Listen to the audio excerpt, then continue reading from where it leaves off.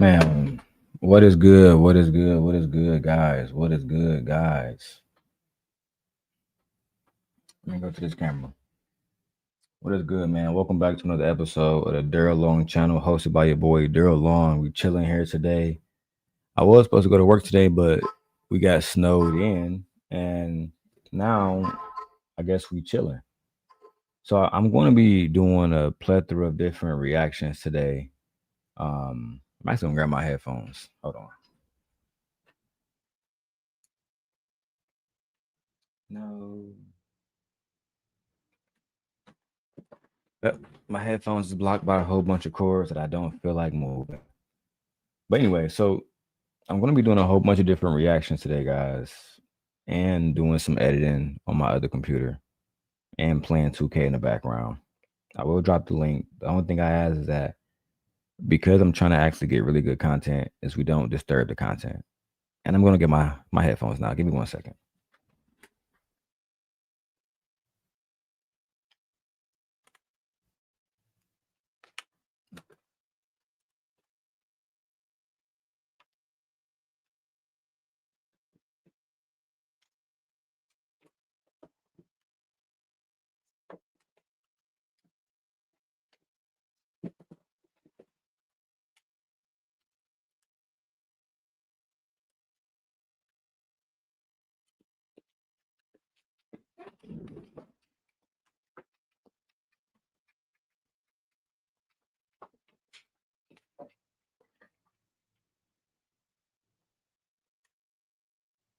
All right, that's much better. That's much better for me. All right, so I want to get into this video by a content creator who I absolutely love her content. Her channel is called Your Trigger, and she broke down her thoughts about the entire the entire situation with Brian McKnight and Anton Daniels, and how um, men like Brian McKnight are online saying that their child. No, let me get my shit together. Men online are outside saying that their children are not born in love, et cetera, et cetera. So look, I'm distracted. Let me go to this video. Let's do some reactions. With another triggering topic. I'm back with another triggering topic. Now, today's topic is Brian McKnight, a true narcissist. Now, that's a word that I seldom use because now I feel like it's just a trendy word to use just to call everybody when you don't like something that someone does. Now, I'm not saying that people don't use the word narcissist correct. Hmm. I'm noticing that on my let me do a few things because I don't want this to. There we go. Let's see. But I think sometimes that they don't. And so just because of that, I just don't really normally use it. But honestly, I have got to use this word for Brian McKnight because from what I see, I honestly believe that he is as narcissistic as a narcissist can possibly get. Now, here are the 5 main habits of a narcissist. Just for some context here. The 5 main habits of a narcissist include a grandiose sense of self importance, a constant need for excessive Hold on. I don't like the. Is it good? I want to make sure the quality is good because sometimes the quality on a MacBook Air be messing up, and I should be using my MacBook Pro, but I'm trusting my MacBook Air is going to be able to do the job today. I would. The whole situation with Brian McKnight is this, bro. I'm not even gonna lie. I love Brian McKnight music. I grew up on Brian McKnight music, and it's almost like all of our major icons as far as entertainment and music goes are just dropping one by one. I was very disappointed in the entire situation with Brian McKnight, and I love how your trigger broke it down because she's a black woman, and as much as I criticize Anton and criticize Brian McKnight, we need black women to criticize these men. That's the only way these things are going to get any exposure, and that's the truth. Look at my other camera, Sony A 6700, guys. Anyway, Let me go back to this. And yeah, I'm definitely on my next stream. I'm going to use the MacBook Pro Max and see how it works in comparison. If it continues to mess up, I'm going to it might be a StreamYard thing. Anyway, let's go back to the video. Admiration, a sense of entitlement, a lack of empathy, and interpersonally exploitative behavior. These individuals often believe that they are special, are preoccupied with fantasies of success, and may be arrogant, envious of others, or believe others are envious of them. Now, and you know what? Before I even get into this, I forgot. Let me give y'all a quick disclaimer. This video was filled with my thoughts and my thoughts alone. Everything is all alleged. Nothing is factual. I do not know any of these people personally. I'm going to say the same thing. I'm going to say the exact same thing, actually. So this video is filled with my thoughts and my thoughts alone, everybody. Everything is alleged. Nothing is factual. I do not know any of the people in this video. This is a commentary channel. And I often use video clips and articles as a part of my critical review, along with fair use guidelines. Let's continue the video. This is a commentary channel, and oftentimes I use clips and articles as part of my critical review, right along with fair use guidelines. Now, I just want to say that I think at this time, we all know that Brian McKnight has infamously fallen out with his 3 children that he had with his first wife, a Black woman. And all of that is very important to know if you didn't. Now, I was already... Now, initially, I did not know the story of Brian McKnight falling out with his children. I had no idea that Brian McKnight had a strained relationship with his wife until about 2 or 3 years ago, to be honest, because it was almost like Brian McKnight was avoiding any public scrutiny. I never really heard conversations about his wife and what they were up to, et cetera, et cetera. I only heard good things about Brian McKnight. So when the news came out that Brian McKnight was being abandoned, that he was cheating on his wife, et cetera, to be honest, initially I didn't believe it. It seemed like another ploy to try to attack Black men, to try to bring Black men down. And being a fan of Brian McKnight's, my mother was a fan, you know, my aunties were fans. I'm thinking, no, this can't be true. Until his sons and the children spoke about it, that's when I realized it had to be true. It absolutely had to be true. Otherwise, I mean, he would address it, right? He would clear all these different things up, right? That's what I thought. Let's keep going. He discussed it with how he dealt with his son that was suffering from cancer that recently passed away. Yeah, see, I had no clue that his son had cancer. And I'm not saying Brian McKnight is irrelevant, but I will say, like, I just wasn't tapped into what his sons had going on. I wasn't aware that his sons had this illness. I'm just being dead ass honest. So when that popped up, the first thing as a father, I'm thinking Brian McKnight is going to say is, you know what? I love my children. I'll do anything for my children. I want to make this right. But instead, it seemed like he went on this tirade about how they haven't been appreciative and how he has found a new wife and he's making a new life with them. I tried to listen to his side, but he really didn't make no sense. And after the Anton interview, I realized that Brian McKnight just simply, he has a hateful spirit when it comes to his children. The relationship that he had with the first wife, he allowed it to ruin his relationship with his children. That's just the facts. Let's continue with the video.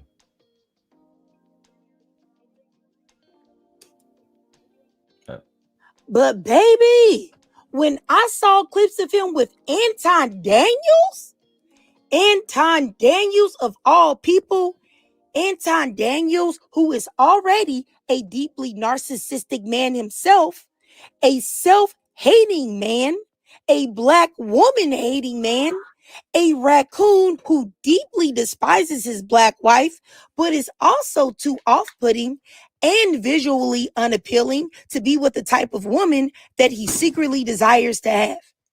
Big back, big ball-headed, big back.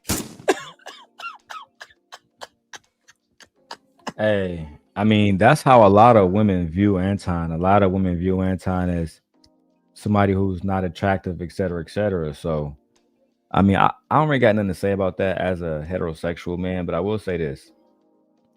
When you have men who come into money and power and they're able to make money, at the end of the day, that's all that really matters because they're going to have access to a certain amount of women. That's just the truth. Don't matter what they look like, don't matter how they treat women, it don't matter. Like, none of that really matters to a certain amount of women. And as long as that's the case, you're always going to have women who are dealing with narcissistic men like Anton, right? I tell women all the time, like when I see women on those shows and then they complain about how they're being treated on those shows. And this is not a shot towards anybody. But what I tell them is, why are you on that show? Why are you, like, really, why are you there? Like, real talk. And I think, okay, um, there must be a reason why you're there. There must be a reason why you are involving yourself with men who clearly don't want anything to do with you, who clearly don't want to respect you, who clearly look at black women like they are less than. I mean, these are individuals who, some of these guys like Anton, you have a black wife, you have a black daughter, and still you talk so bad about the black community. You demonize black women so much to the point where black women, like, your trigger, they have this opinion that you are a narcissist and it's only because of money that you have women around you at all. It's only because of the platform that you have built that you have women around you at all. Let's go back to the video. Ball-headed, big back.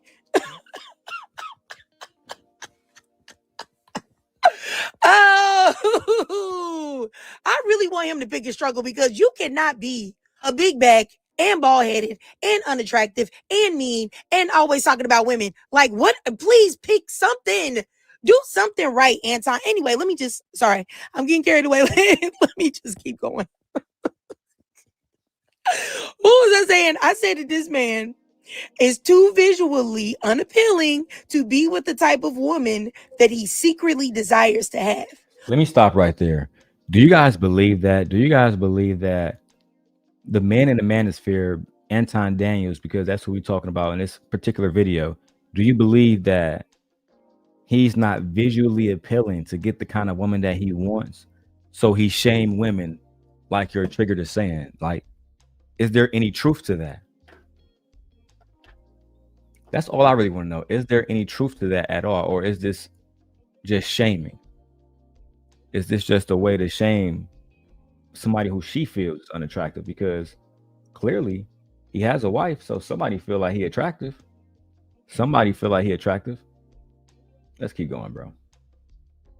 Unless he is planning to finance that woman's whole lifestyle for a crumb of her attention. But I believe that he just seems to be too cheap to probably even do that. So he will probably make his poor black wife suffer with his company for the rest of her life. And that's very unfortunate. But I will say this, I think that it says a lot that Anton Daniels' platform is the platform that Brian McKnight felt comfortable to express himself on. All right, so I want to talk about that.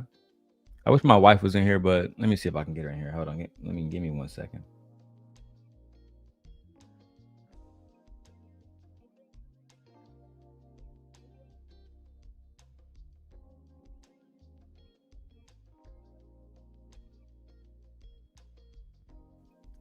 All right, she in there putting the baby to sleep.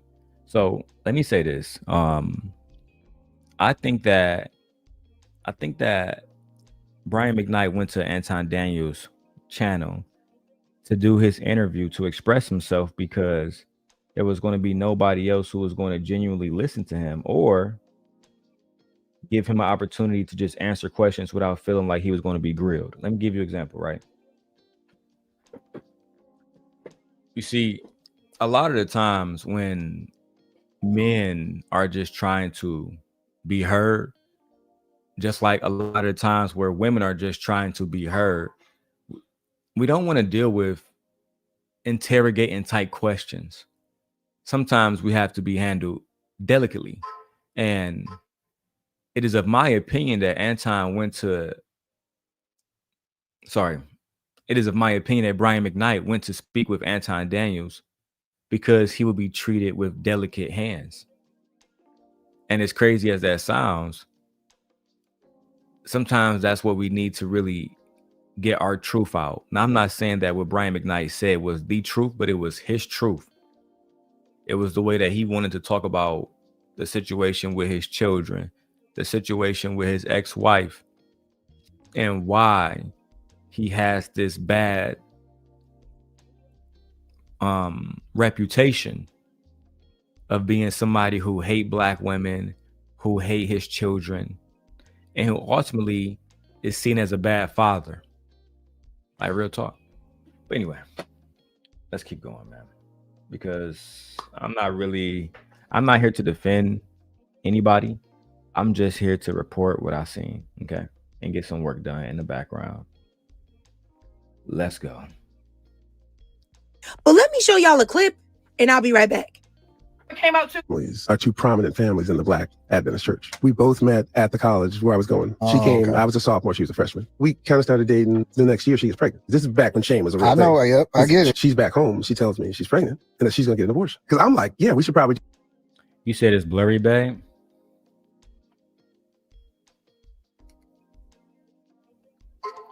Let's do a content check because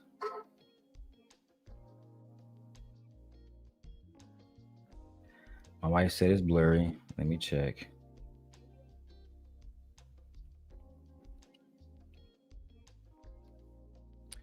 Is both of them blurry? Let me check the other ones. Both of them blurry? God damn.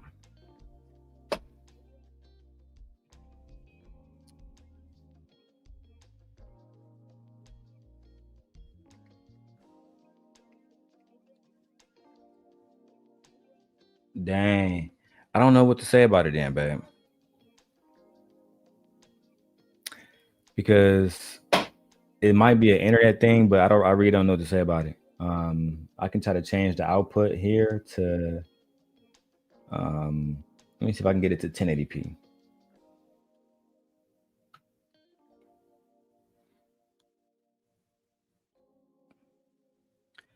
All right, so I'm just trying to see if I can get the output to change to 1080p because I want to look as crisp as possible. But this is why I have to continue to build my studio up. We'll see, man. Let me check this angle. Let me check this angle because I don't want to distract from the video. But thank you, wife, for letting me know. I appreciate you. I wonder if it's because I'm using the MacBook Air. Either way, go. I'm going to continue the video, man, and get some videos done. It is what it is. Maybe I'll just do the rest of them later, like on a private stream. That way I can actually get like some 4K recording done. Because it looks so good on my end, but it looked bad on y'all end. That's fucked up. Anyway, let me get to this video. Let's go. You're 18. I'm 20. Company for the rest of her life. And that's very unfortunate. But I will say this, I think that it says a lot that Anton Daniels' platform is the platform that Brian McKnight felt comfortable to express himself on. But let me show y'all a clip and I'll be right back. came out to are two prominent families in the Black Adventist church. We both met at the college where I was going. She came, I was a sophomore, she was a freshman. We kind of started dating. The next year she gets pregnant. This is back when shame was a real thing. I know, yep, I get it. She's back home. She tells me she's pregnant and that she's going to get an abortion. Because I'm like, yeah, we should probably do that. You're 18. I'm 20. Why would we? I'm just about to start this whole thing. Maybe this is the route we need to go.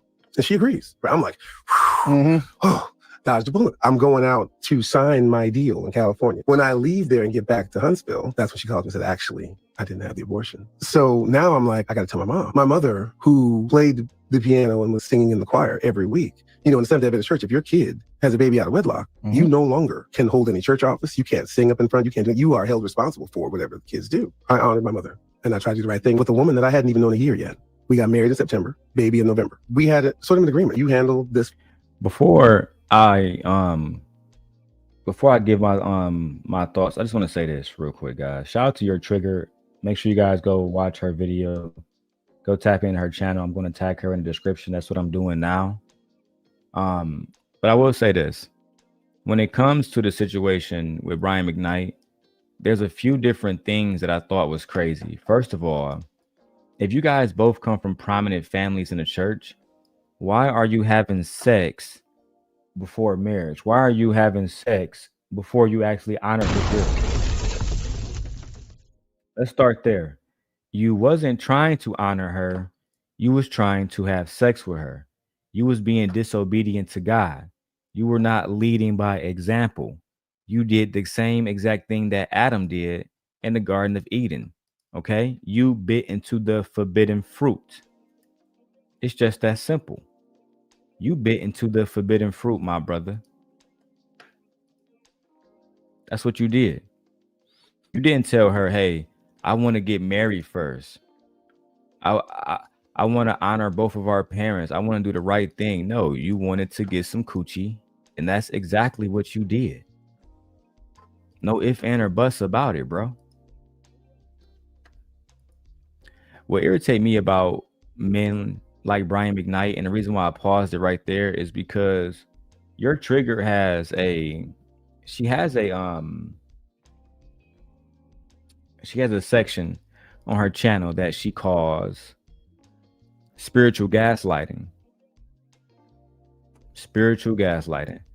And she talks about how men use Christianity as a way to try to basically keep women in shackles, like as a way to justify their bad behavior, as a way to justify why they cheated on their wives, as a way to justify why they are being bad fathers, etc., etc. So to me, Brian McKnight is doing that right now because he said, I only marry her because of God. But if you was thinking about God so much and honoring your mother, why did you have sex with her in the first place before marrying this girl? I think that was immature on your part. And now as a grown man, you want to still shift the blame to your mother and shift the blame to Christianity and shift the blame to ultimately your first wife to make it seem like she did not deserve the same grace that you was trying to get from your mother. It's crazy. Because if you got married and you barely knew her for a year, that means that she got married and she barely knew you for a year. And if you did this for your mother, did you force her into this marriage? Did you tell her, I love you, I want to marry you, I want to be with you? No, you didn't. You was an absolute bandit. And that's why I, as a black man, as a husband, as a father, as a brother, as a son, I could never support Brian McKnight ever again. And thank you for exposing yourself. Thank you for letting us know who we need to stay away from, who we need to not teach our children about. Thank you, Brian McKnight. I'm not changing diapers. I'm 20 years old. This was not what I expected to do. You made this decision. You're going to handle that and I'm going to handle this. Yeah. When you make that bargain, you say, hey, you're going to take care of this. This is your responsibility. And they say, got it. and you go and you do what you have to do, you're expecting that to be the case. But we don't realize that people will tell you whatever it is they want to tell you to keep you there. And so that first argument, then the real thing starts to come out. But by then, you're looking at your life, you're like, well, and I had this conversation with my mother, like, why did you have me do this? You tried this, it didn't work. Now you got me doing it. Right. It was tough, but I'm already in it. We separated 4 times before we ended up getting divorced. I hate when guys make excuses about, well, you made me do this. My parents made me do this. Nobody made you get married, bro. You wanted to get married. And you know what? I've been going easy on Brian McKnight, but it's time for the simp God to turn back into the simp God and talk about how these bandits are leaving their families on purpose. Let's talk about it, bro. Brian McKnight, you got with your wife and married her only because you wanted a good public image to sell to black women. You misled your wife into thinking that you were going to be a good husband when you never had any intentions on being a good husband. That's just the facts, bro. Oh, babe, I think it's slow because it's snowing outside because of the snowstorm.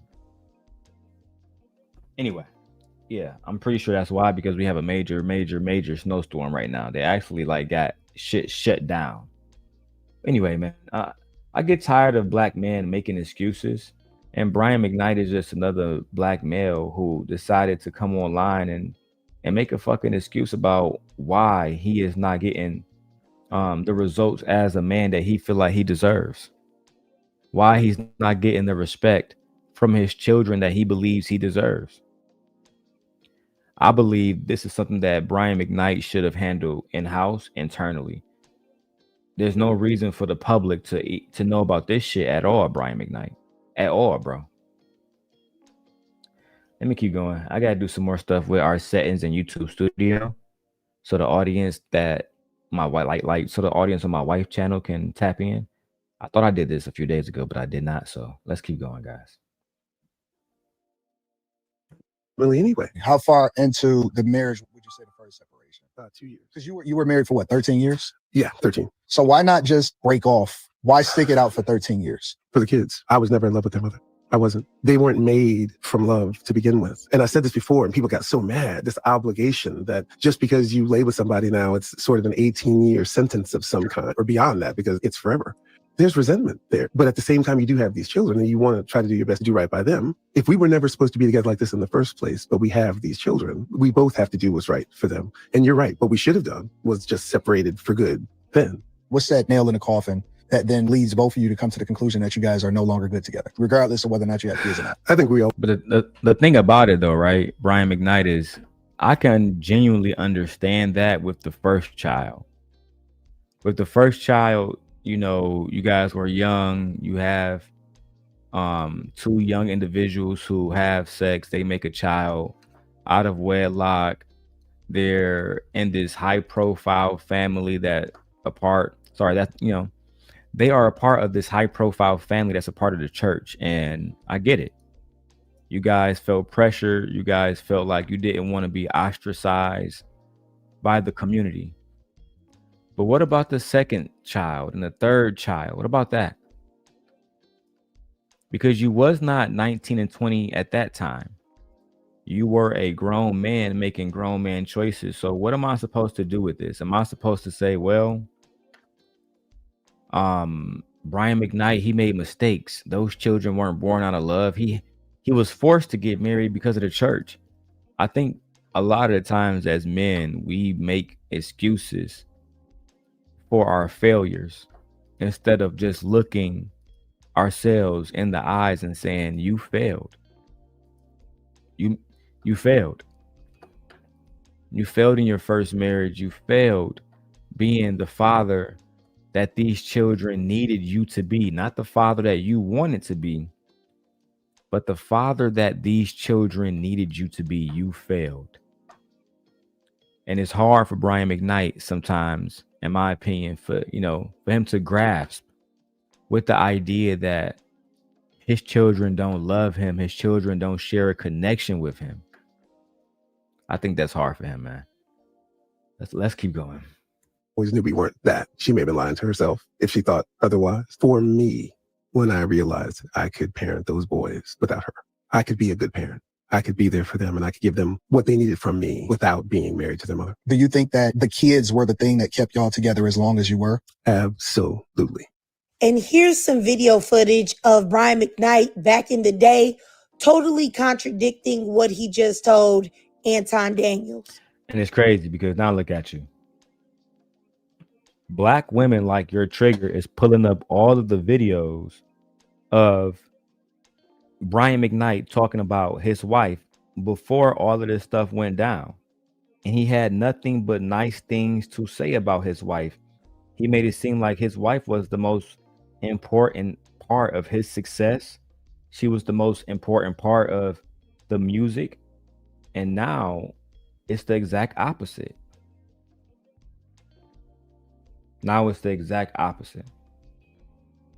And I don't know, man. It's absolutely crazy how things turn out when Black people just try to love each other. I'm genuinely tired of seeing Black relationships fail, especially in the public eye. If you're going to go through all of this bullshit, I feel like it's best to just do it behind closed doors. But that's my opinion. You can go back to the video right now. How do you juggle it all? First, you're a dad. I am a dad first, but I have a wonderful woman at home that understands what I do. So she ends up being both parents a lot of the time. So my hat has to ends what I do. So she ends up being both parents a lot of the time. I have a wonderful woman at home,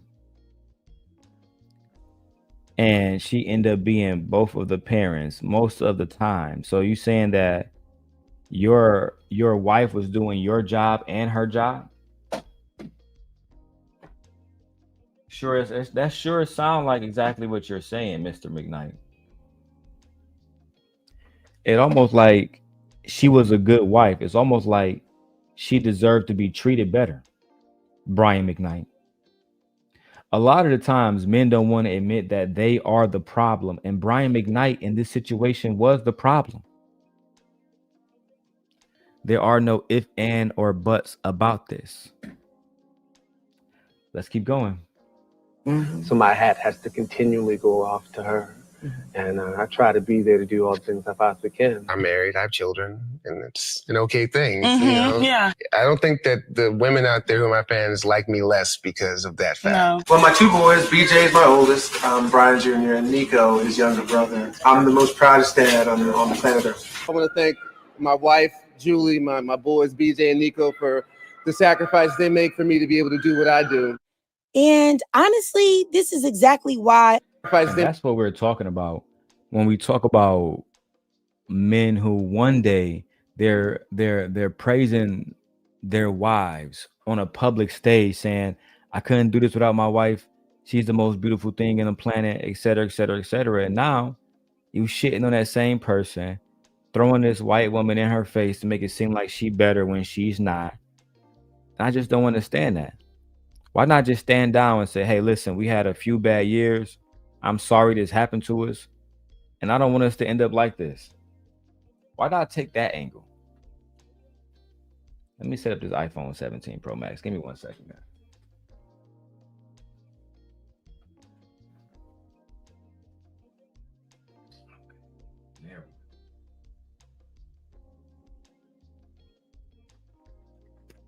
All right, let's get back to the video, man. Make for me to be able to do what I do. And honestly, this is exactly why I've made the spiritual gaslighting series, because there is a lot of hypocrisy going on in the Christian community. A lot of false Christians, a lot of fakes that cannot be trusted. A lot of people that don't do anything godly, but want to fake like they are something that they are not. Now, you have a man talking about being in a prominent Christian family that was out here having intercourse with a young woman that was not his wife. Also having intercourse unprotected, but then you're acting flabbergasted that you impregnated this young woman. Are you surprised that you impregnated this young woman while at the same time, right, at the very literally same time, you admitted that you was having sex with her raw. You admitted that you had sex with her raw, but now you're surprised that she ends up pregnant. Interesting, bro. Very, very, very, very, very interesting. Let's keep going. Or better yet, this teenager said she was 18 and you were 20. So how you gonna say that you weren't ready for fatherhood? What did you think that y'all was doing? Huh? And if you weren't ready for fatherhood, then maybe you shouldn't have been out here raw dogging Mr. McKnight. And then my that's thing the thing too is like Brian McKnight, if you feel like you're not ready to be a father, then it might be the best thing for you to just not have raw sex. If you don't want to be a father, the best thing for you to do is just not have raw sex. It's not that hard, bro. You don't have to put your dick inside of a woman. You don't have to be out here getting women pregnant if you think that you're not ready to be a parent. A lot of times y'all waste women time and y'all waste your own time. Brian McKnight, you did this yourself, because if you had practiced dick discipline, you wouldn't be in this situation at all. You wouldn't be in a situation. You're in a situation because you chose to have sex with this woman. You chose to listen to your penis instead of listening to God. And again, I hate when men do this. Well, I wasn't ready to be a parent. I wasn't ready to be a parent. I wasn't ready to have children. Fellas, if you are not ready to have a child, maybe the best thing for you to do is not have a child. Maybe the best thing for you to do is not have sex raw with a woman, and then to ejaculate inside her, etc., etc., etc. You're doing too much. You're putting yourself in a situation that's going to be a lifetime sentence, not an 18-year sentence, not a 25-year. We're talking about lifetime. That's your blood for the rest of your life. You have responsibilities for the rest of your life.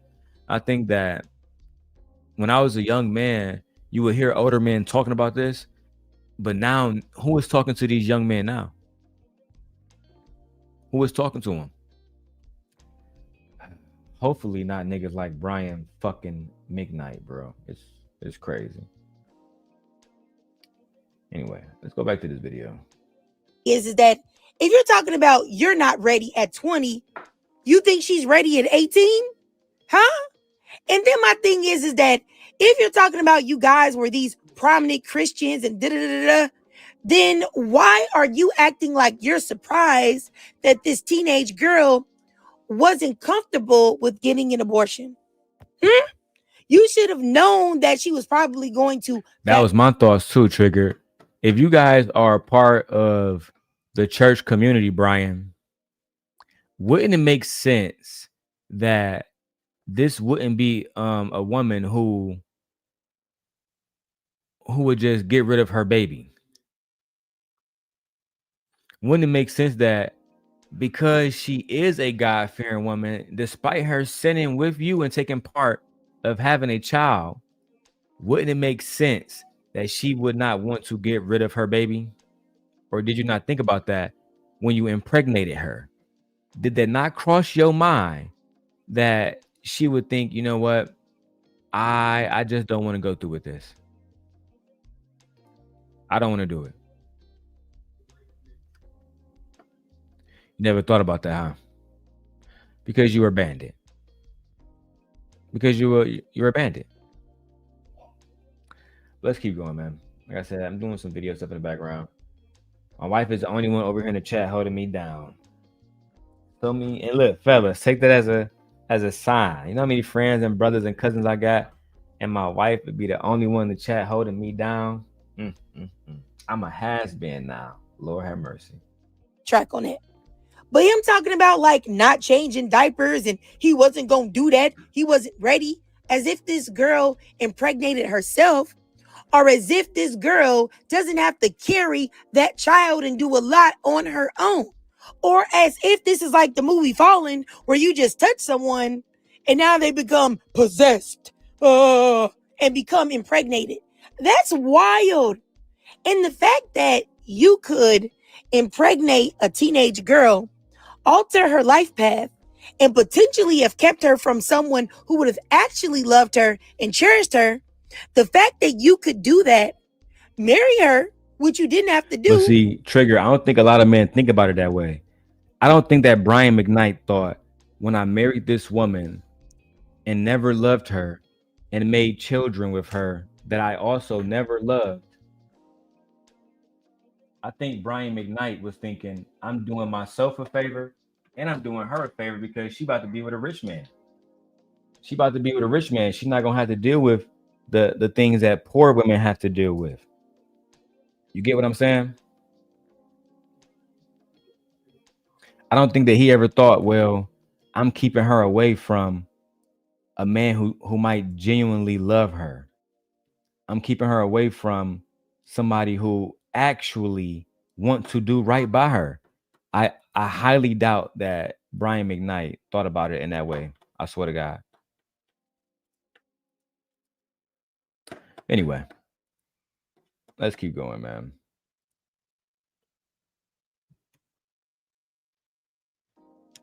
But then turn around and tell the world about how you did it and you never cared for her at all.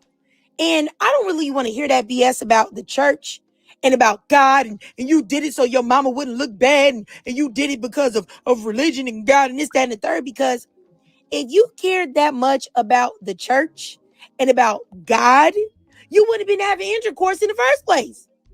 So you mean to tell me you married this girl and then let's just say you accidentally impregnated her, which I don't even believe that, but let's just give them the benefit of the doubt. Hey, shout out to Black Dahlia in the chat. I see you over there, Black Dahlia in the chat. Black Dahlia, change your avatar so I can start showing you stuff because I can't put up the naked girl on the avatar. They'll flag my channel for that. And then shout out to my brother D-Town in the chat, man. D-Town, come holler at your boy, man. Your boy trying to do a 12-hour stream like I used to. We snowed in today here in Chicago. You know, I work in Milwaukee, but they completely snowed the fuck in. So it is what it is, bro. I was supposed to be at work today. Amazon called and said, hey, man, it's too dangerous to even have you out there on the road today. And I shot a. Is it still blurry? Is it still blurry? D-Town, let me know if it's still blurry, bro, because it's more than likely, like I said, because of the snow, bro. No bullshit. But let me keep going.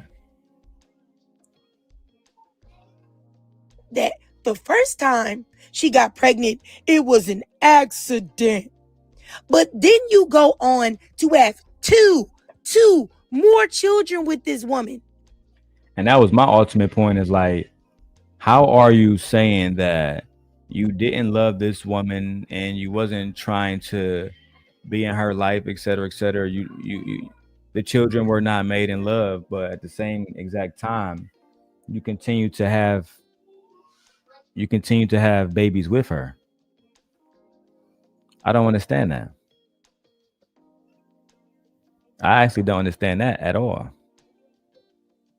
Okay, let's keep going. Right? And then you get your big bucket head up on this internet and say that you never loved her and your children were not created out of love and that they were 18-year sentences? My flabbers are gasted. Honestly, sir. Yeah, I would never say my children were 18-year sentences. That's extremely disrespectful.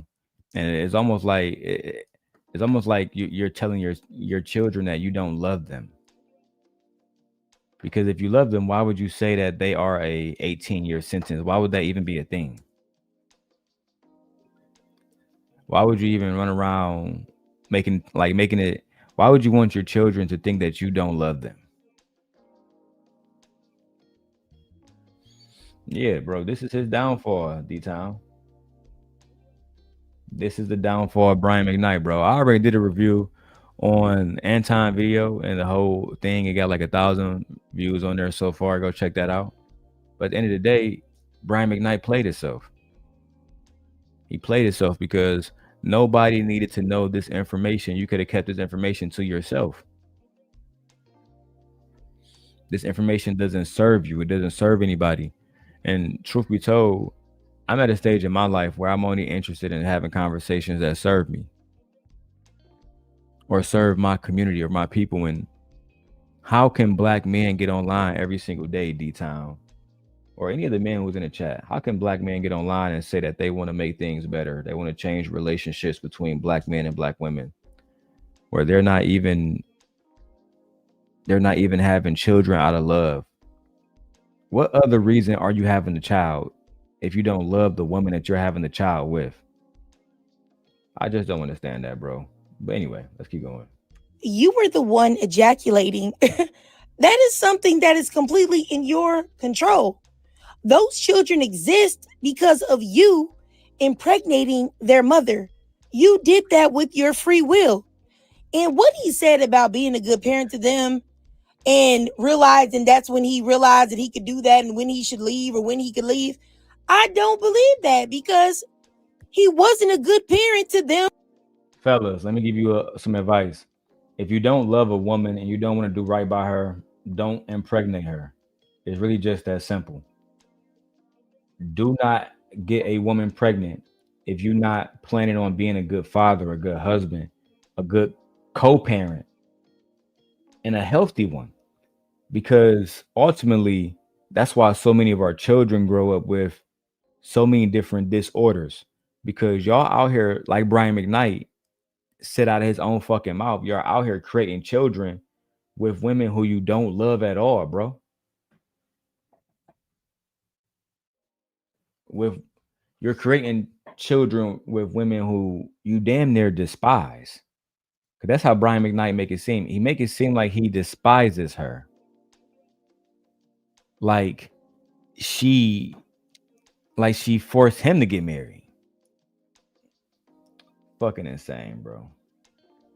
This is a very bad representation for black males.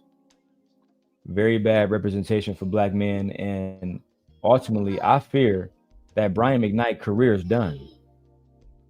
Brian McKnight's career is ultimately over with. Leia, come here, Leia.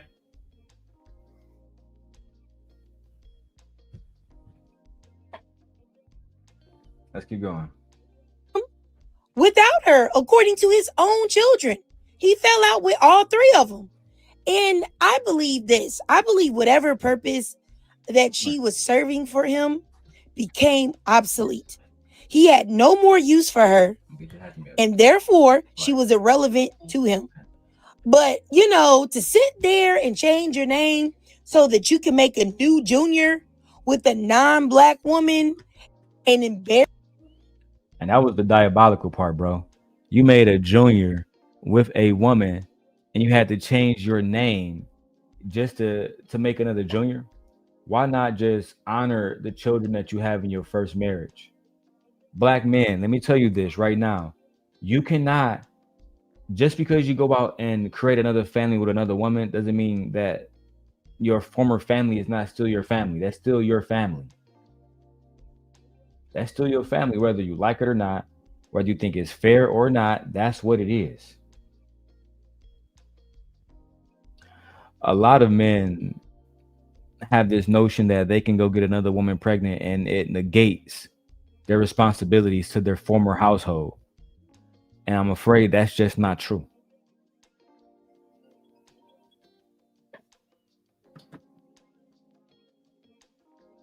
Anyway. Let's keep going. My wife is getting a call. Let's keep going, guys. Embarrass your fully black children, to film yourself uplifting your new Filipina's wife's children from a previous relationship while publicly embarrassing and dragging your fully black children is absolutely demonic. And I honestly believe that a man that can sit there on the internet and say that his children were not born out of love, because if they weren't born out of love, then what were they born out of? That's the question, Brian McKnight. If your children was not born out of love, then what were they born out of? And what message does it send to young black boys, young black girls, that my father had us not because he loved my mom, but simply because he was fucking her. Then he got married, not because he loved her, but because the church made him. Then he continued to have children with her, not because he loved her, but because he didn't love her. The fuck. Let me continue. We got a lot of edits to do, got a lot of work to do, and we're gonna be I'm gonna be going outside too for a second too. I gotta take my stepson to work. Let's go. Hatred? Dislike? You know what I'm saying? Because if you're saying you never loved their mother, then what are you really saying? And why would you say something so destructive and damaging to your children and your ex-wife, especially when you know that your children and their mother are still grieving the loss of your son who passed away from cancer not barely 6 months ago? Like, what? This is crazy. Like, I don't even know if people really think about how truly evil and diabolical Brian McKnight is. Like, he's a monster, like, honestly. And I really believe that he is one of the scariest examples of a narcissist that I have ever witnessed. He is absolutely frightening, in my opinion. He is a literal demon. I think that the word narcissist is used very loosely these days, but Brian McKnight definitely fits what a narcissist is. To care about yourself so much that you don't care about your son, to be so tone deaf that your son who just passed away from cancer, you act like that's not a big fucking deal. And to me, that was the last straw for me with Brian McKnight. Your son just died of cancer a few months ago, and you don't even have the common decency enough to let the family not be in the public eye. You win this lawsuit against the mom, you go absolutely fucking berserk. You absolutely go fucking berserk. As if she didn't just lose a child. You're that tone deaf, that insensitive. And it's a major problem in the black community because a lot of black men right now are championing Brian McKnight. A lot of black men are saying that Brian McKnight had every right to do exactly what he did. Let me keep going, man. I want to get to this whole Obsidian, Freezy, and Sharon situation next. A psychopath, a man without a conscience, a man that cares about one person in this world and one person only, and that is himself. Okay? Now, I will say that he may feign or fake affection towards others if they serve a purpose for him, if he's getting something out of them in some way, shape, or form of fashion. Wow.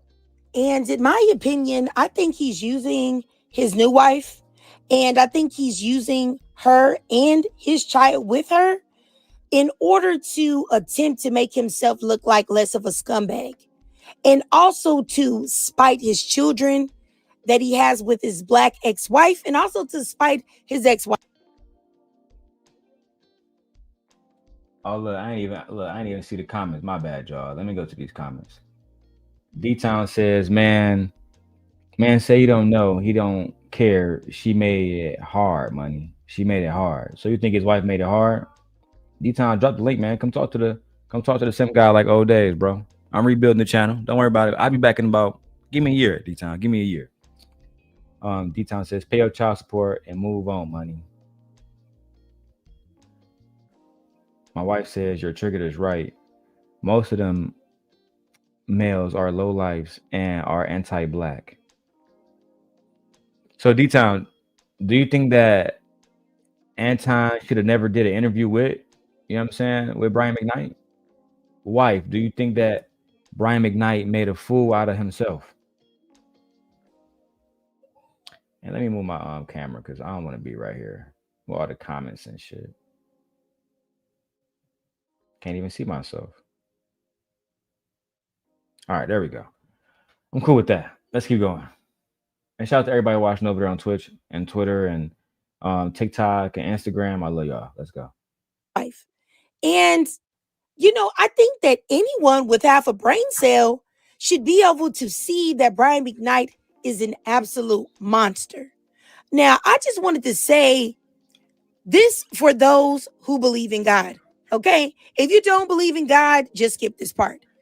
My wife says, I'm glad that Brian is done with the music industry. No, I think the music industry is done with Brian. The music industry is done with Brian. The music industry don't want anything to do with him no more, because what respectable artist wants to work with Brian McKnight today? Nobody. There are no respectable artists that wants to work with Brian McKnight today. That's just the truth. And it's because how you treat your children say a lot about how you do in business and everything else. If you're not a good man to your children, how can I be assured that you're going to be a good business partner to me? How? I don't know, man. I think that's Brian McKnight's problem. And that's why this is the downfall of Brian McKnight. But this is for those who believe in God and who may be a Christian. I believe in God and I am a Christian myself. But there are a plethora of fake Christians that have us out here looking crazy because of their hypocrisy and their evil deeds.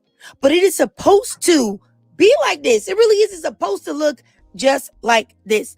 They're actually supposed to be the majority. The fakes, the phonies, the ones that say one thing and do another. Please know that. And do not allow these demonic, devilish human beings to stumble you.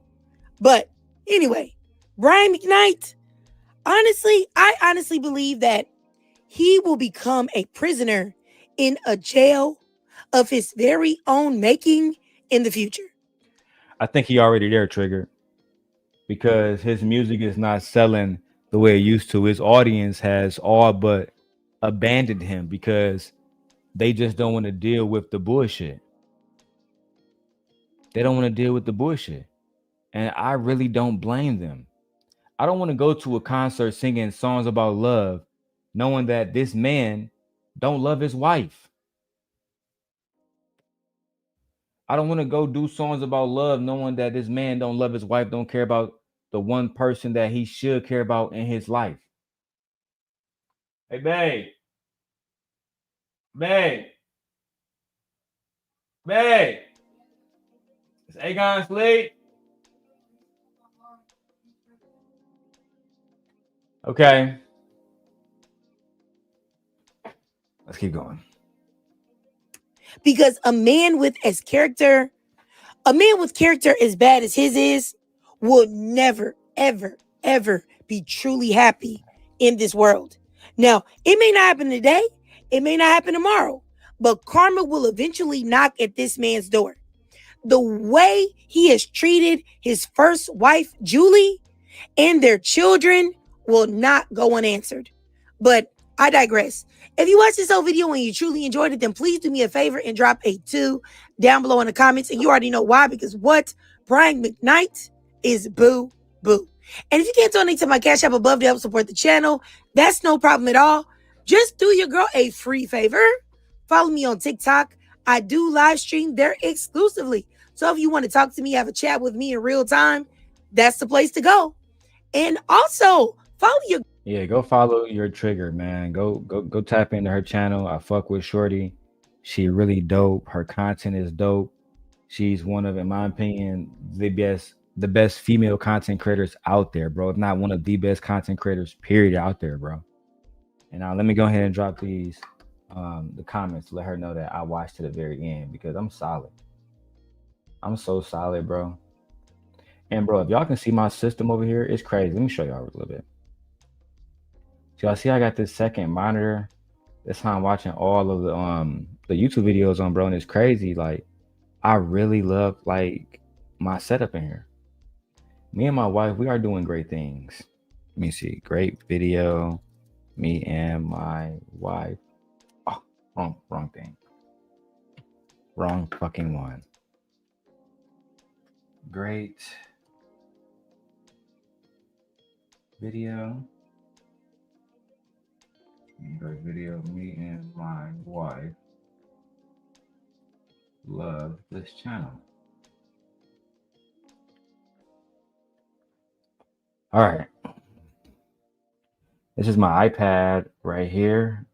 I'm edited on. Clearly, that's the PS5 right here in the background, etc., etc. So anyway, man, make sure you guys are tapping in. If you guys are enjoying the stream, I would definitely love to hear more from you guys. All right. Anyway, now I'm done with the Brian McKnight video. Let me go find Freezy's video. Mumia Obsidian.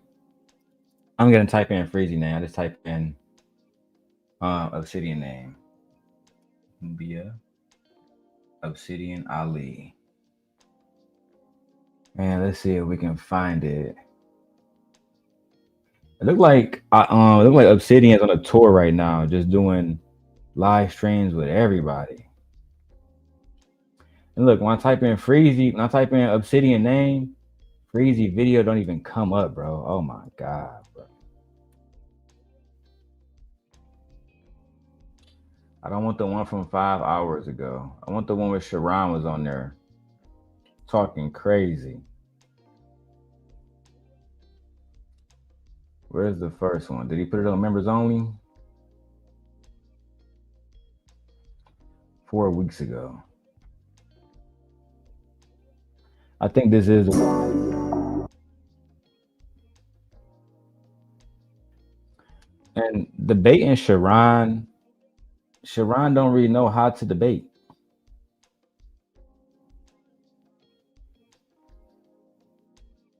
All right, man. I'm sorry, guys. I'm sorry I'm taking all day. Let me show you guys what I'm over here doing.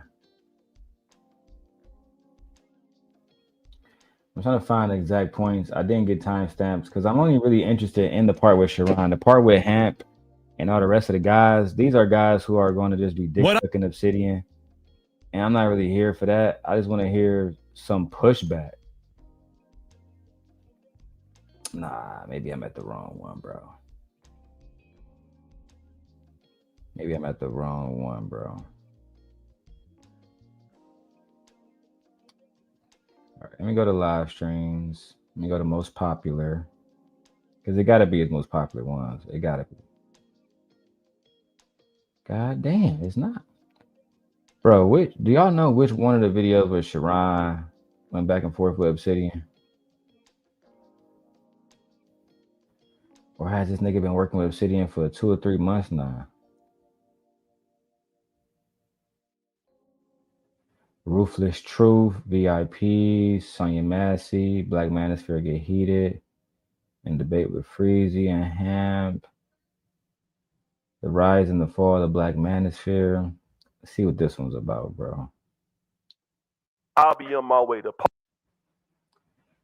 Cause if I can't find the specific part, I don't really want to do this shit.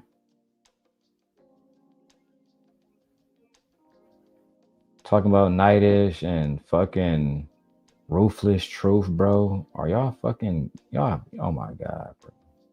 Pathetic, bro. I should have came prepared. No, I did not come prepared. This is my fault. I take full accountability. Well, I guess now we gotta watch one of the videos. They did a 11-hour live stream just yesterday.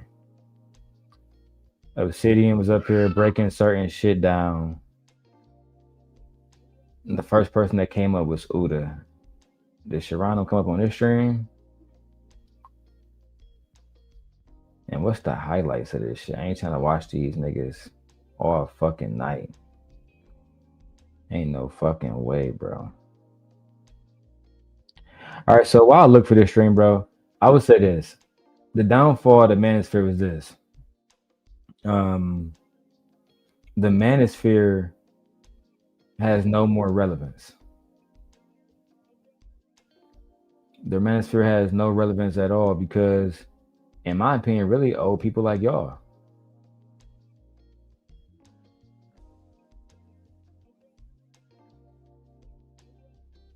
Because of people like y'all, bro. Like, nobody want to listen to a 40-year-old, 50-year-old man online talking about bullshit. They will get the feedback. Hey, shut up the 99. No cap. Up was saying. All right, is Obsidian don't got his camera on or nothing. All right, man.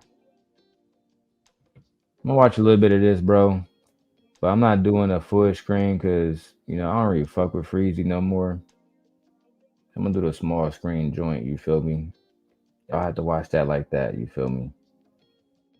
And I really want to just hear when everybody come up, hear everybody points to see what everybody got to say.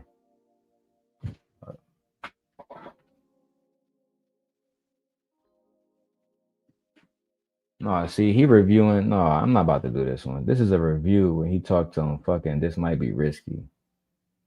I think he put that shit on members only, bro. No cap.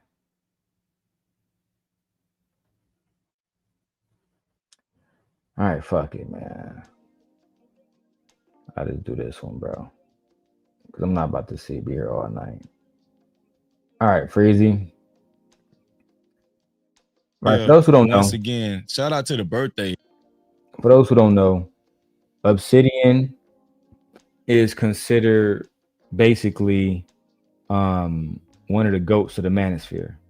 Like one of the men who directly built the manosphere itself. You feel me? So let me do a little something to change out the video. There we go. Cause I don't even want to have Freezy on here at all. You feel me? We can just do the video like this, and we're gonna do let's have a good reaction. Let's go. Man, it's always a blessing. I say it's a blessing to get older. It's full of wisdom, you know. These young bucks, they always try to pick at us old guys, Obsidian, but it's a blessing to make it to our age. What you say about that? Well, you know, there's a very interesting quarter zip movement going on. You know, I wear quarter zips and cardigan sweaters, and I got turtle for tonight.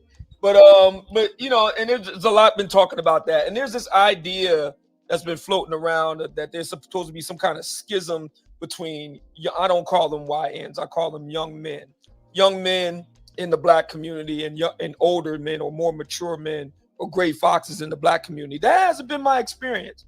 In my experience with the Black Manosphere Conclave, about 20%, something like that, between 20 and 25% of brothers are between the ages of 18 and 25. And we've had nothing but very... That's sad, bro. That's sad that y'all are on here signing up for a conclave to go learn how to get women from Obsidian, bro. Like, and Freezy, what is the point outside of you clout chasing? That's all you doing. You're clout chasing. This video isn't going to help anybody. It's busy. This video isn't like y'all not helping nobody over there talking to Obsidian, talking about the manosphere. You know what the manosphere is? Let me go find my. Matter of fact, I'm right here in front of my other computer. What am I doing? Where's my manosphere script? You want to talk about the manosphere? I got you. I got a whole script prepared for the manosphere.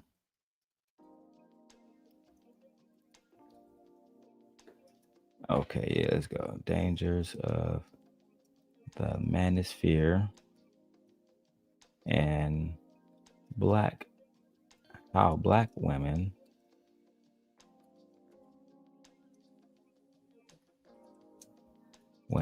are impacted. Yeah, let me go get this document ready because we're gonna break down why the manosphere is dangerous, why the manosphere is ineffective, why the manosphere has had negative implications and negative impacts on black people and on black women, why the manosphere, why they have misogynistic points of views, and why ultimately they have failed. Manosphere content is really just I hate women content. There's no deeper level than that. It's surface level, it's trash. Because a lot of times they don't want to have conversations genuinely. And I'm going to break it down using one of their gurus, Obsidian. And Obsidian has been on my show once. He's welcome to come back, right? But I want to have a conversation genuinely about my thoughts and my thoughts alone. So let's keep going. Positive experiences with them.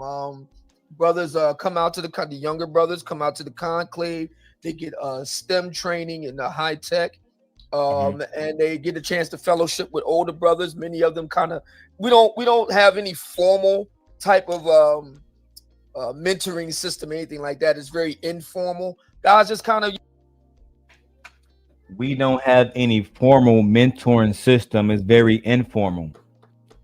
Just say you don't mentor these boys. That's all you got to say. Just say that y'all are there to talk shit about women in general, not even just black women. Y'all are there to talk shit about women, period. And to say that y'all are there to have some type of brotherhood. The thing I hate about the manosphere is it's not a brotherhood. You're going to single out other men. You're saying that simps are not allowed. Men that love their wives are not allowed to hang out with y'all. And we can't teach y'all how to have a successful marriage like I do. I don't understand that. Anyway, let me keep going with the video. I haven't even watched the video. Let's go. Gravitate to a brother, an elder brother that they look up to and admire, and they kind of shadow them over the weekend. It's been very positive. So I mean I can't speak to everybody's experience, but in my experience and those of my conclave brothers, we've had nothing but positive experiences with the young brothers, and I am elated that young brothers are dressing the part. A big part of success is a big part about a success is showing up for it. Yeah. And one way that you show up for it is how you look. And my good friend and dearly departed brother Kevin, I affectionately refer to him as Saint Kevin. He talked about the power of image and the importance of image, the black male image. And Coach Prime said it best. When you look good, you feel good, and when you feel good, you play good, and when you play good, they pay good. It's good enough for Coach Prime. It's good enough for me. These men are just selling y'all niggas wolf tickets. They've been selling y'all wolf tickets for so long that y'all don't even see it, bro. I don't know too much about what Obsidian got going on now. And I didn't watch Freezy's first interview with Obsidian. But unless we're having a conversation about the young lady Kimberly, I think her channel is For Harriet, then we're not really having a conversation. Obsidian, this man right here, was kicked off YouTube, right?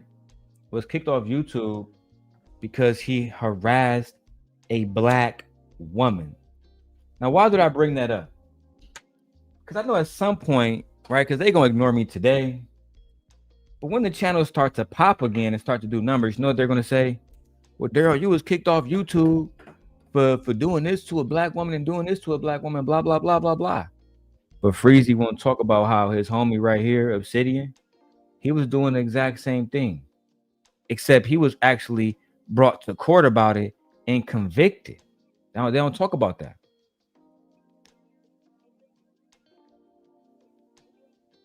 You see, there's so many videos of her talking about how he harassed her and her boyfriend, how he took it offline and made it something personal. This is why I don't really, get into the manosphere content no more the way I used to, because a lot of those guys out there are just snakes. That's just it. They are just snakes. There's no ifs and or buts about it. Anyway, man, let's go back to that video.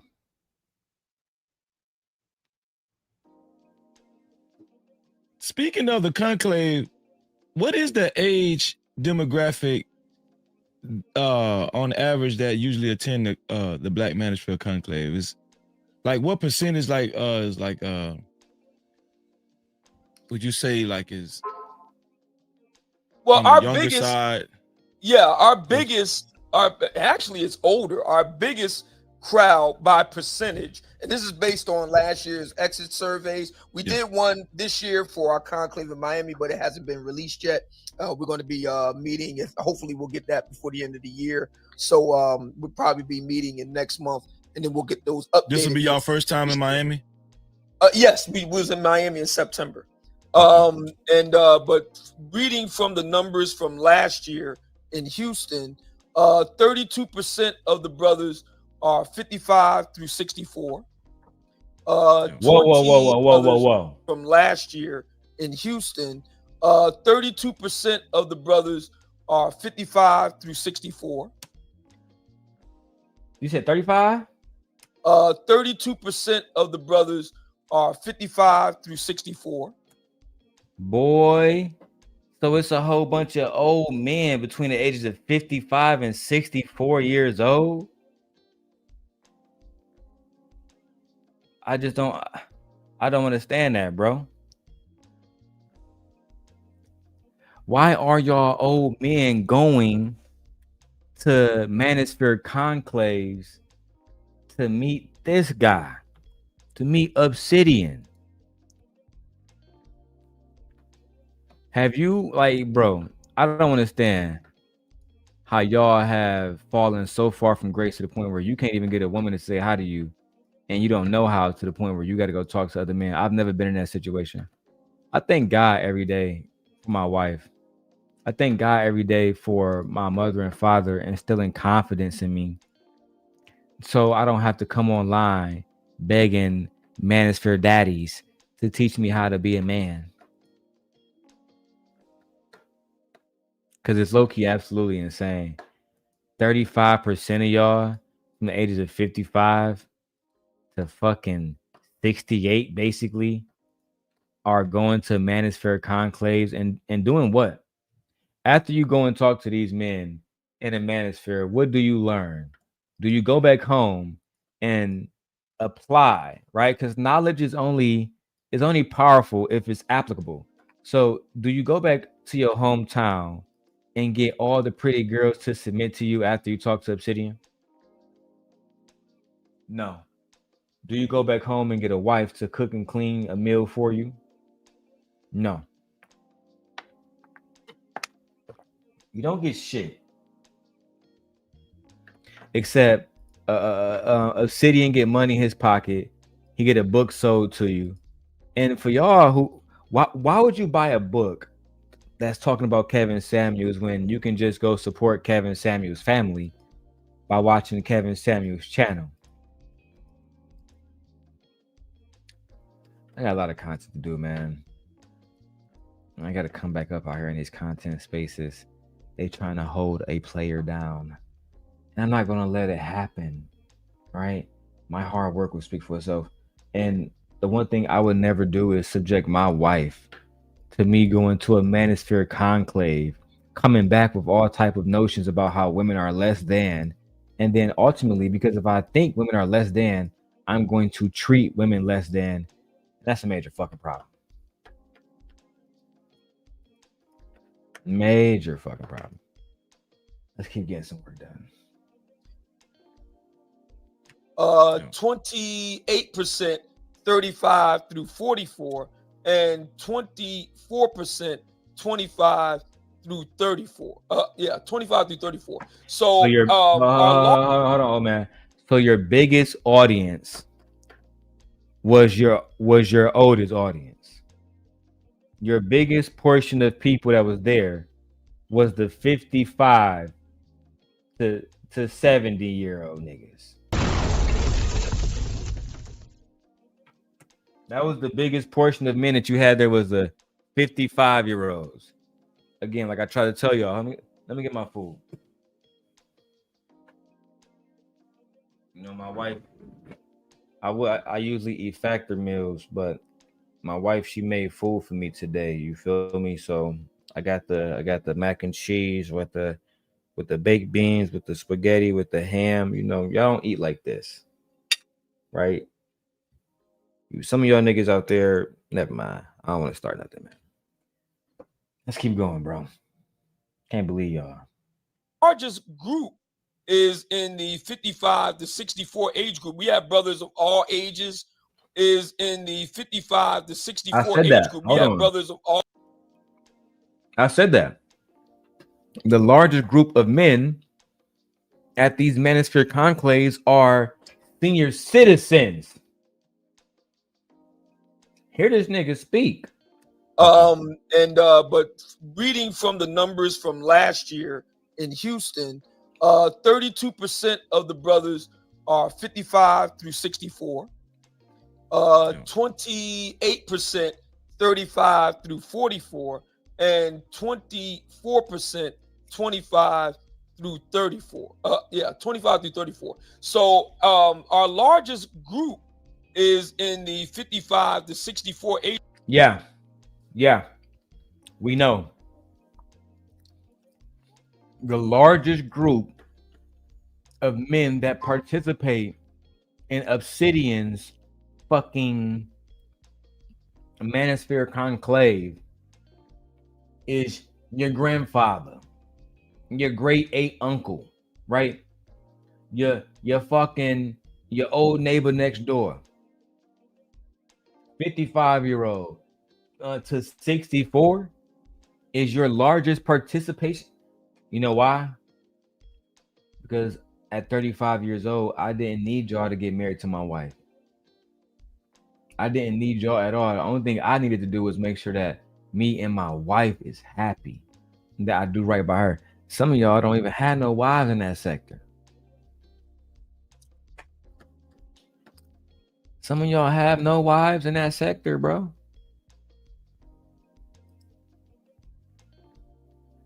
Anyway, let me keep going. Got some other stuff going on. Let's get it.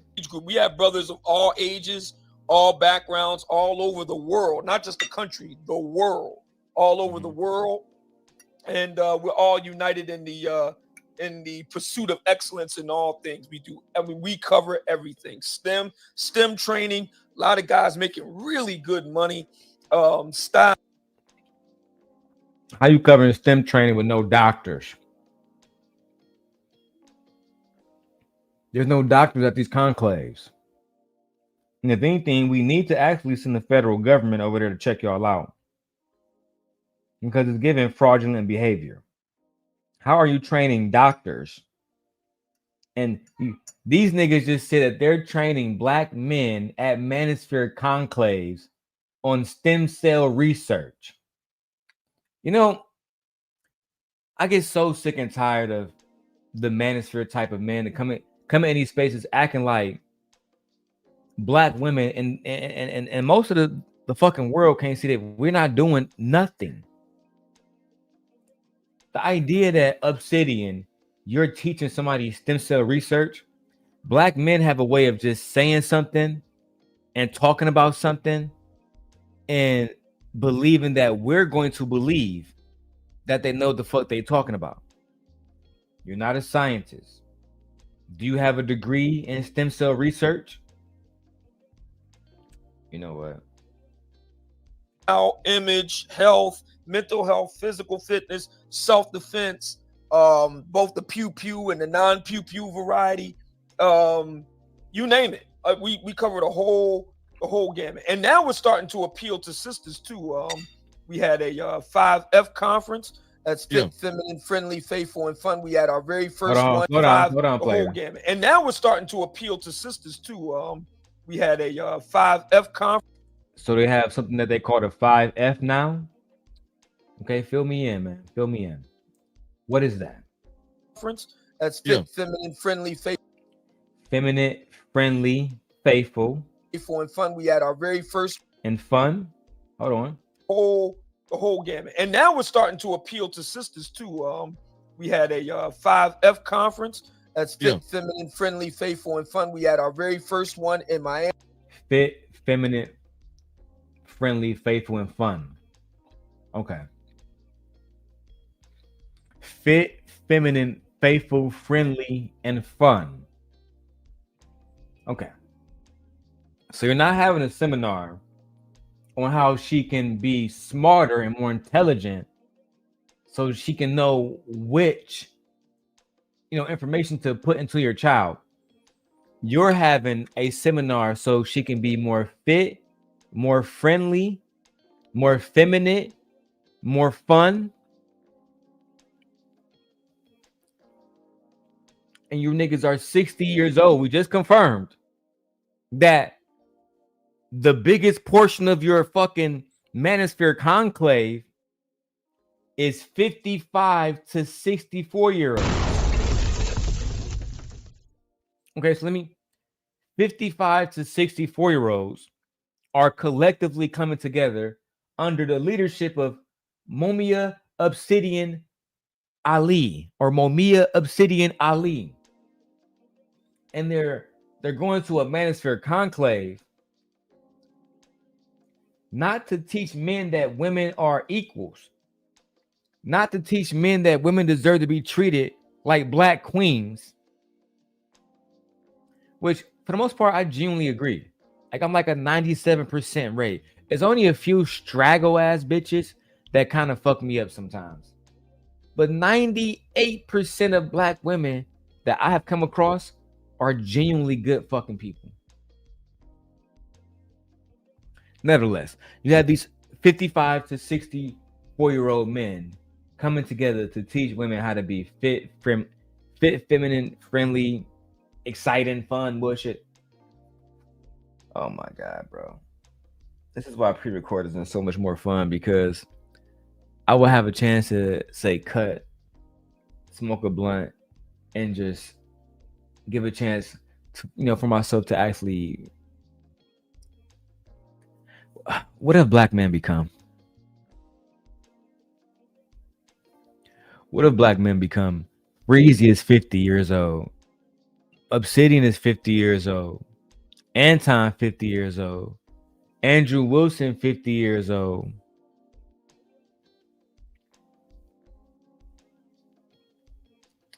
I see why my wife is the way she is. Real talk. Let's keep going, man. I don't want to prolong this one. It seems like I'm getting a whole bunch of fucking nothing here. I mean, already we've got sisters coming out of there pairing off with brothers from the conclave. So really, it's really, really great. Oh man, that's enlightening, man. Shout out to No cap. Hold on. Pairing off with brothers from 5F conference. That's fit, feminine, friendly, faithful, and fun. We had our very first one in Miami, and already we've got sisters coming out of there pairing off with brothers from the conclave. So really, are they married? Really great. Hold on, sir.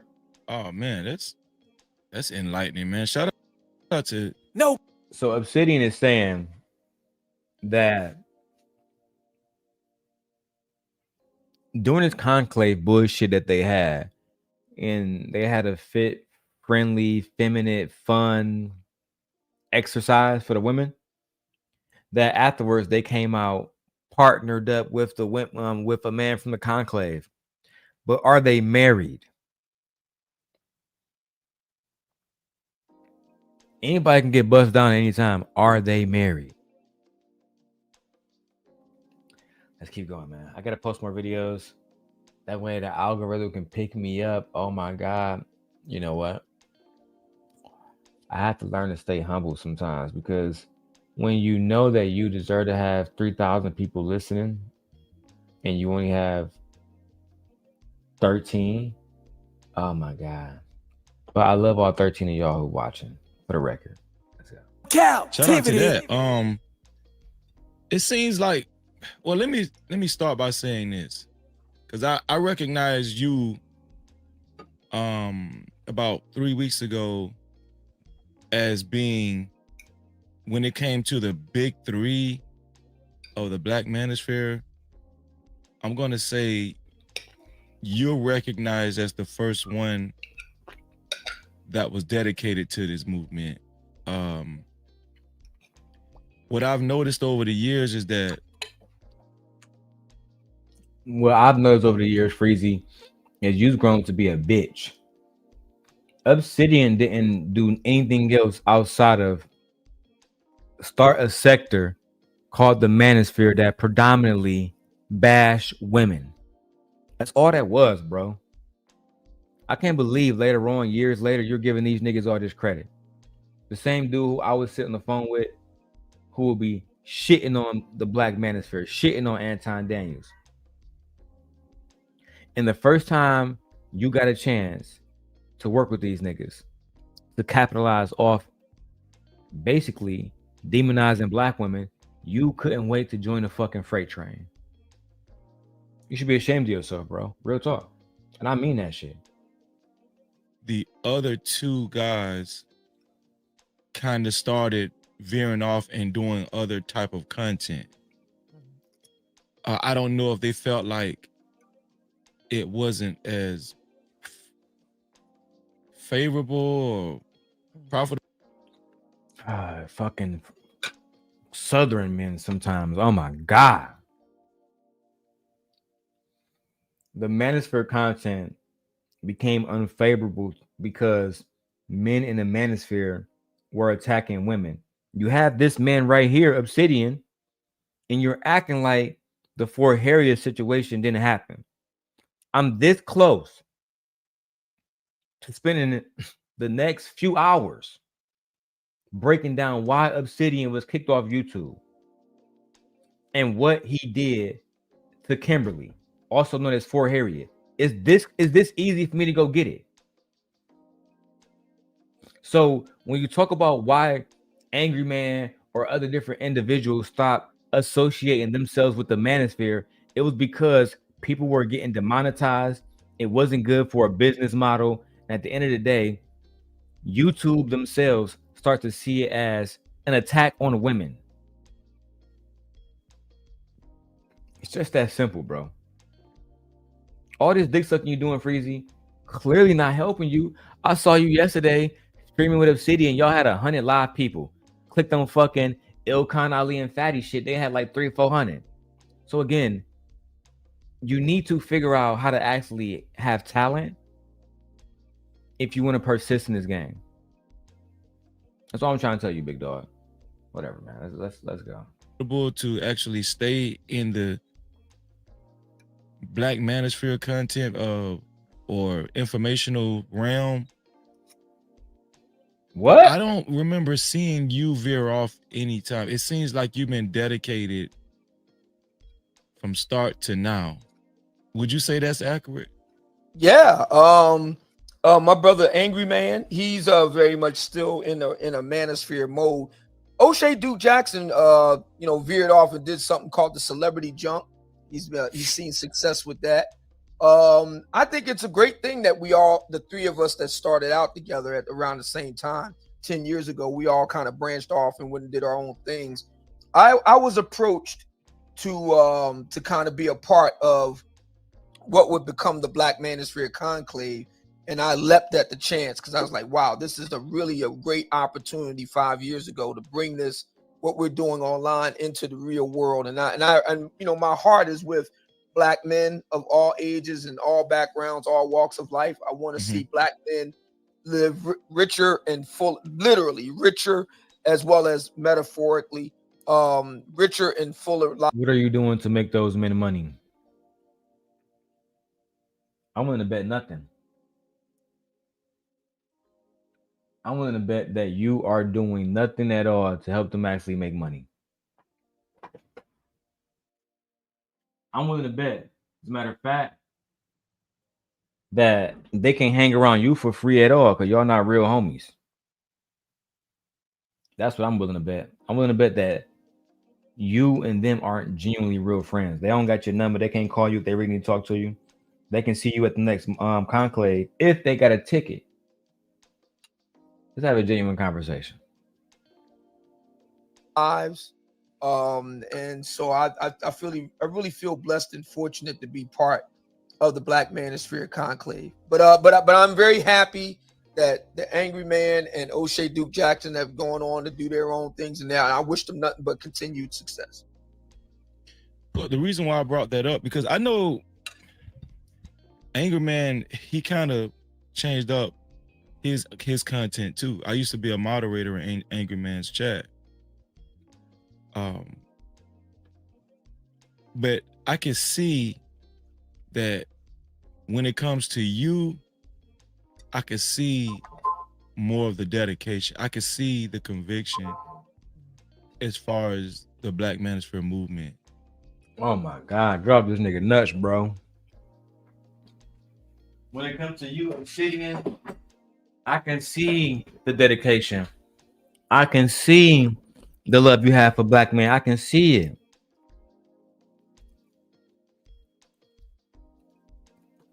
I can see the dedication. The fuck are you talking about, bro?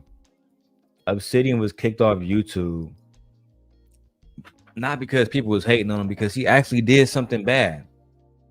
He genuinely attacked a woman for no fucking reason. He genuinely went after her boyfriend for no fucking reason. And instead of you asking him questions about that, and that's why this interview didn't do no numbers. I was wondering why this interview didn't do no numbers. It's because you was softballing. You was softballing the fuck out this interview, bro. Uh-oh. Camera getting heat. Camera getting hot. Let's go see how long that lasts.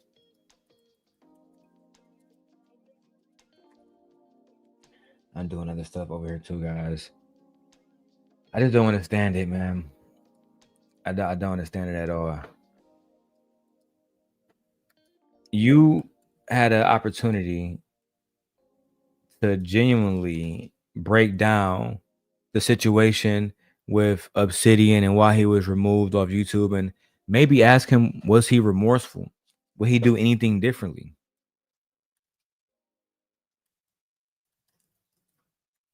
Instead, you softballed the interview because you did not want to maybe scare him away from your channel. Because you know how Black men are. They're quick to say, I'm not coming back over here, and not support you. And be spiteful.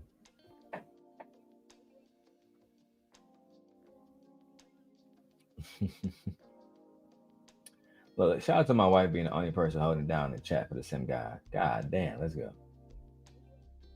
Not saying that, you know, they weren't dedicated to it very much so, especially at one point in time. But I will say, honestly, I've seen more consistency throughout your span in comparison to the other guys or whatnot. And that's not saying anything negative about them. You know, people have to do what they have to do, what they feel like was best for them. But I also want to ask you this, as far as last week in the conversation. How did you feel like the conversation actually went? Just for starters, just your initial thought. What do you think about the conversation last week? Well, you know, a lot of people have strong feelings about me, strong feelings about what they think they know about the conclave, strong feelings about the Black Manosphere overall, but mainly strong feelings about me. I honestly don't think I'm that important to get all worked up over, but I'm in the distinct minority. A lot of people really, you know, get worked up. Sharon got worked up, and I wish I could find it. I'm gonna have to go watch. I'm gonna definitely have to watch Sharon video. Breezy is giving no fucking pushback. Now I gotta go to Sharon video. Oh my fucking god. Let me put this bullshit down. Niggas about to bore me to death. I know y'all bored because I was bored. Let me tell the truth over here. Y'all had to be bored watching this nigga Obsidian talk just now. Let me go to Sharon channel. God damn.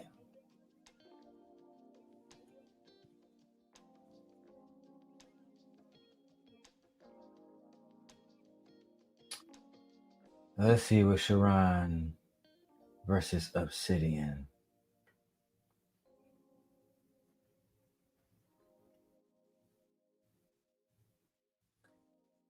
And here you got the review right here.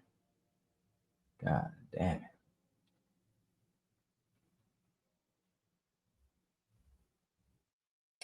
Q Butter came up there. Sharon, you only got 3 comments on this video? All right. At least Sharon got the fucking video up there, bro. Jesus Christ. All right, let me review this while I get some work done in the background. That's just what it's gonna be, guys.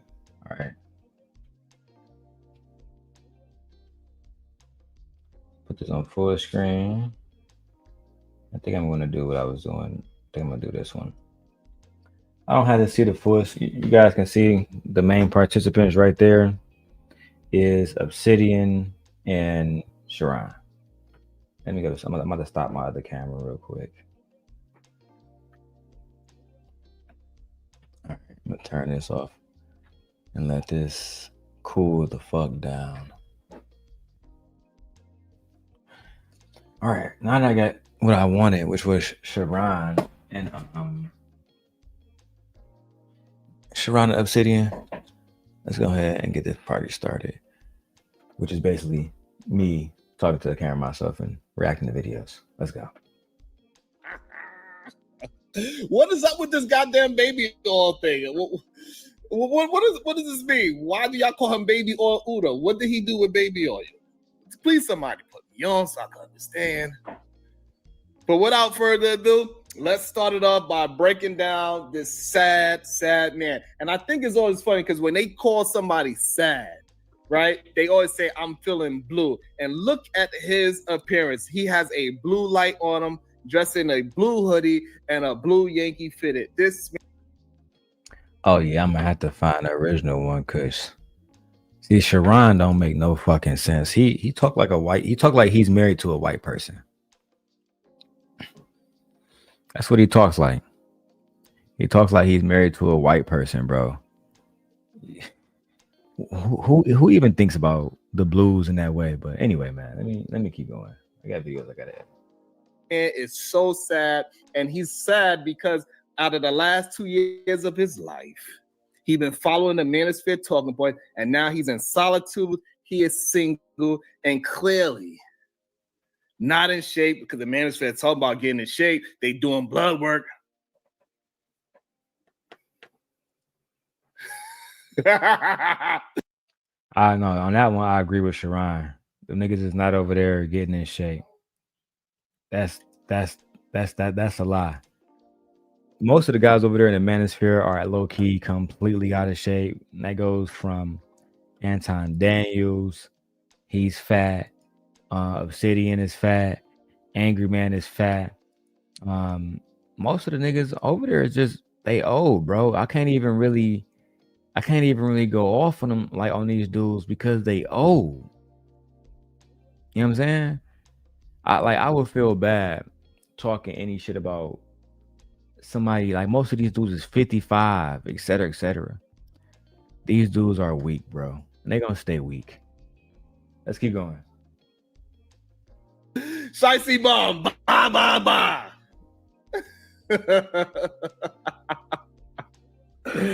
Oh, Lord have mercy. So let's listen to this cholesterol-filled man have his complaint. And this is the problem with the red pill. The red pill is an estrogen pill. And this is the part that they don't want to talk about. And this is why they be feeling this way. This is why they have so much female emotions, right? And it's not good for a man to be so imbalanced that he is mainly in his feminine. And see, and that's the issue, right? So when we call a man a girl, it's not to say that it's something wrong with a female, but it's something wrong with a male acting as if he is a female. Something wrong. That means what Sharon is trying to articulate is that sometimes men have bitch tendencies. I would never say he's acting like a woman. Men have bitch tendencies. That's what it is sometimes. Sometimes men act like bitches. Period. There's no if, and, or but about it. Sharon is one of them. Sharon is one of the men that every now and then he says some shit that makes some sense. But most times he's acting like he's on his cycle. He's acting like he's having his period. That's just the facts. Let's keep going. This chemical is imbalanced. And we see that a lot of men in the manosphere, they have a chemical imbalance. They are some, I'm not going to use the B word. A lot of men in the manosphere are some unstable creatures.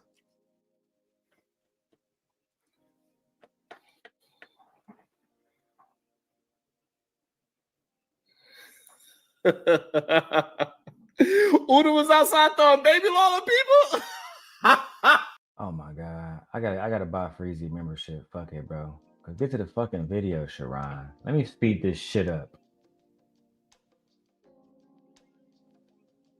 1.5. God damn it. Oh, you just. I love y'all so much. Oh, not Uda throwing baby Lola on people. That is hilarious. Lord Jesus. All right, let's go. Shout out to Edie Man Williams for his $2 super cap. He said, "This is their leader." Damn. Yes. Yes, No captivity. Yes. Brutal Reviews. Thank you for joining the show. What questions do you have for our brother Mumia Obsidian Ali? Look at him. He don't even know he on mute. Mic check. Can you hear me? Yes, sir. Yes, sir. Yes, sir. All right. Hey, shout out to everybody. Peace to everybody on the panel. Okay. All you fellas. You gotta have Obsidian, how are you? Hey, what's going on, man? Nothing much, man. I first heard about you through Kevin. Really, the reason why I called in is because I wanted to give a different answer to a question earlier, in regards to why does the manosphere talk so much about black women. Finally, we get to the fucking topic. So, this black man is about to enlighten us about why the black male manosphere talks about black women so much. Let's hear this bullshit. And the answer I would like to give to that is, honestly, black men are under attack by black women more than any other demographic on the planet. Black men are under attack by black women more than any other demographic on the planet.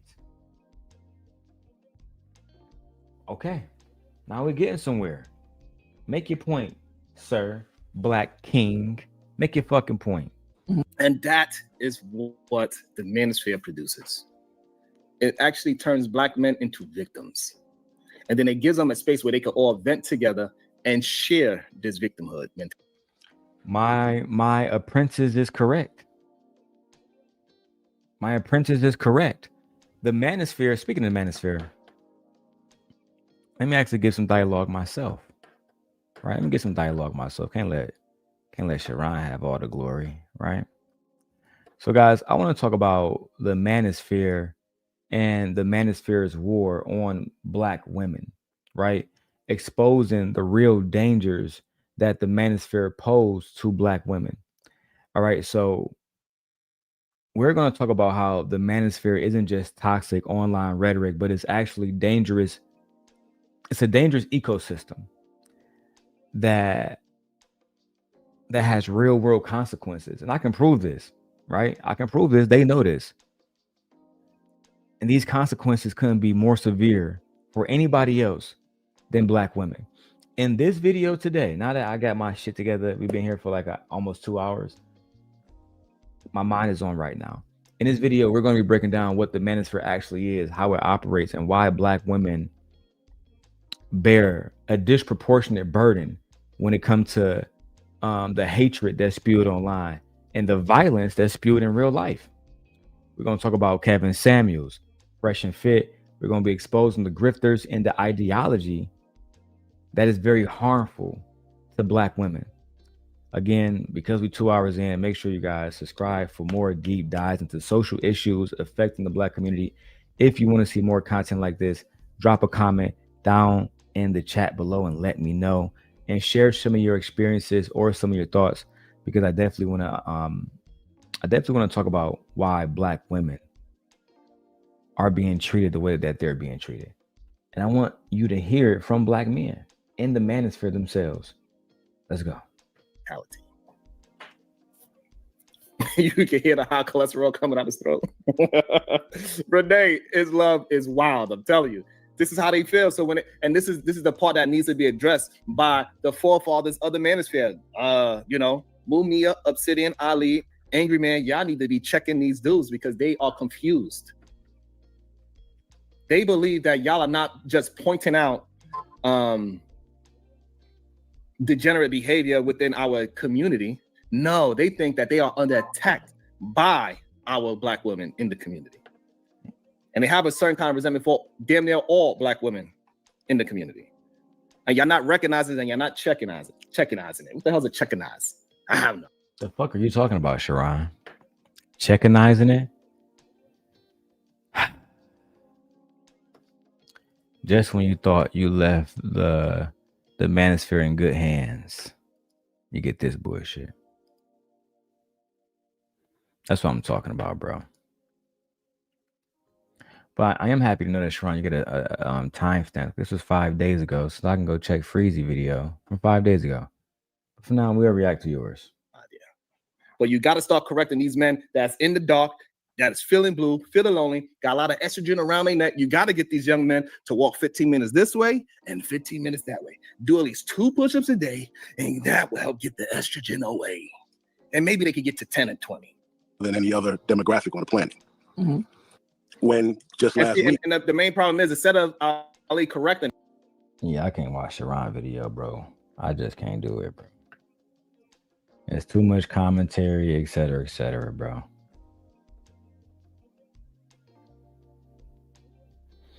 Just can't do it. And I'm 100% sure that Freezy put his on members only. 100% sure. Let me go ahead and join that real quick. I'll be right back. Let me go to a different video, bro, because I don't want to react to this one. I'm low-key tired of listening to mediocre content. It just is fucking trash, bro. It's low-key super fucking trash. Let me go ahead and renew this membership on here. Cause that shit was, I couldn't believe what the fuck I just heard, bro.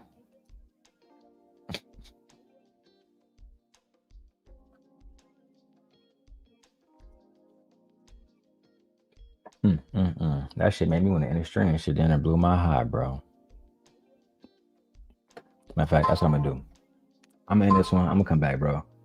Cause I can't do the live streams. We need more people here. We need more engagement. It's hard to do it when you're by yourself over here. But I'm gonna leave this up. I'm not gonna take it down. That being said, I'm out of here. Peace.